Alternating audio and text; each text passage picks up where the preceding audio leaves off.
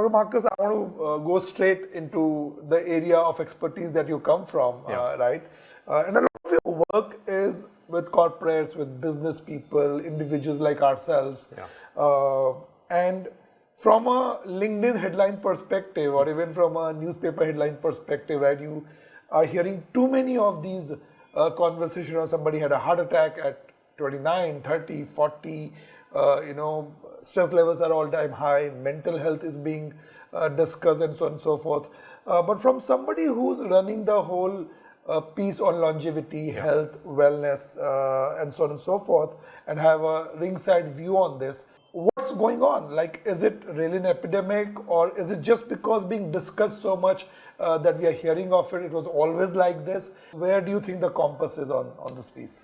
So I think it's important for us to remember that behind every headline is a life, and I don't want to belittle that sentiment by my response. I think it is true, the media has always been and will always adopt a degree of sensationality or sensationalism when it reports about these things, because we do live in a clickbait society. But the fundamentals are what scares me the most. We are, and this is completely true, we are the most sleep deprived country, or amongst the most sleep deprived countries. The average Indian sleeps somewhere between 5 to 6 hours per night, whereas we should be getting somewhere between 7 to 9 hours of sleep per night. And a lack of sleep can have metabolic consequences, inflammatory consequences, cardiac consequences, neurodegenerative consequences, hormonal consequences, a whole host of different things. So sleep is bad, and it's worsening year on year. We are amongst the most sedentary countries on earth. The average Indian walks somewhere between 3,500 to 4,000 steps. The prescribed optimal is somewhere around 8,000 steps. The WHO recommends 150 minutes per week on average of exercise, moderate exercise, and we're getting far, far less than that. We are protein deficient.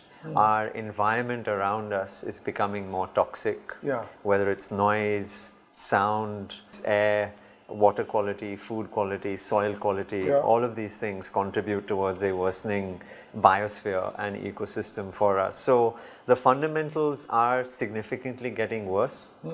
We are seeing that the incidence of certain diseases like the diabetic explosion that's happening in India, which if you combine, by the way, not just diabetes type 2, but with diabetes 1 and pre-diabetes and insulin resistance and fatty liver disease, that's a population cohort almost half of urban metropolitan cities. So it's a very, very large problem that we're facing.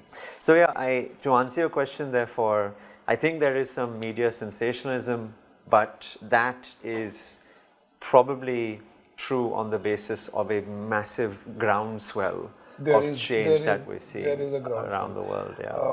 And you know, the whole conversation around some of these numbers like diabetics and cholesterol, etc. also is, there's a counter theory that they are all international Western baseline measurements. Whereas if you look at the Indian baseline measurement, which may or may not exist, maybe the numbers are not so alarming. That, I mean, for the Indian body type and the Indian environment and so on and so forth, maybe the baseline should be different. I mean, do you agree with that, or do you think that's I think that's probably true in some instances. What I always worry about is a point extrapolated out from many points, right? And therefore a whole blanket statement being made. I don't think we have enough data anywhere in the world to say this is the ideal for X population, Y population, Z population. It is true that our genetic lineage, just because of where we've evolved from and the story of South Asia, which is one of scarcity, and therefore our body's ability to store calories in the form of fat from sugar, which is nature's most bountiful calorie source, is significantly higher than, let's say, someone in the West or a Caucasian.